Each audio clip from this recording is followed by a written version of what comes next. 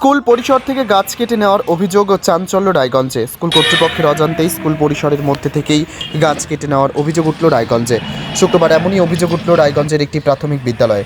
রায়গঞ্জ দক্ষিণ চক্রের অন্তর্গত সোহরায় প্রাথমিক বিদ্যালয়ের স্কুল প্রাঙ্গণ থেকে 4টি গাছ কেটে নেওয়ার অভিযোগে সরব হন স্থানীয়রা। স্থানীয় বাসিন্দাদের মতে বিষয়টি অনৈতিক। সেই সঙ্গে ঊর্ধ্বতন কর্তৃপক্ষের কাছে বিষয়টি খতিয়ে দেখার ব্যবস্থা নেওয়ার দাবি জানান। বিদ্যালয়ের দায়িত্বপ্রাপ্ত শিক্ষিকা জানালেন, গাছ কাটার বিষয়টি তিনি জানতেন না। ঊর্ধ্বতন কর্তৃপক্ষের সঙ্গে যোগাযোগ করবেন বলে জানিয়েছেন তিনি স্কুলের অসাক্ষাতে কিভাবে এই কাজ হলো তা নিয়েই প্রশ্ন উঠছে। যদিও স্থানীয় পঞ্চায়েত সদস্যের আত্মীয় জানালেন, সমস্ত বিষয়টাই স্কুল জানে। এই মুহূর্তে স্কুল পরিষ্কারের কাজ চলছে, সেই কারণেই গাছগুলি কাটা হয়েছে। যদিও ঊর্ধ্বতন কর্তৃপক্ষের কোনোরূপ অনুমতি নেওয়া হয়নি বলে তিনি স্বীকার করেছেন। আমাকে সকালে ফোন করেছিল, বলছে যে গাছগুলো কেটে নেওয়া হয়েছে। তো মানে আমার কলিগদেরকে কেউ ফোন করে জানিয়েছে, সেটার জন্য চলে আসলাম। কি করবেন এখন?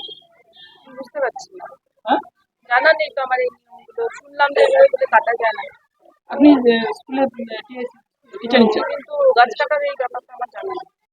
কি নাম আপনার? আমার নাম নারায়ণ সাহা। এখানে কি দায়িত্বে আছেন? আমার মা এখানকার মেম্বার হচ্ছে।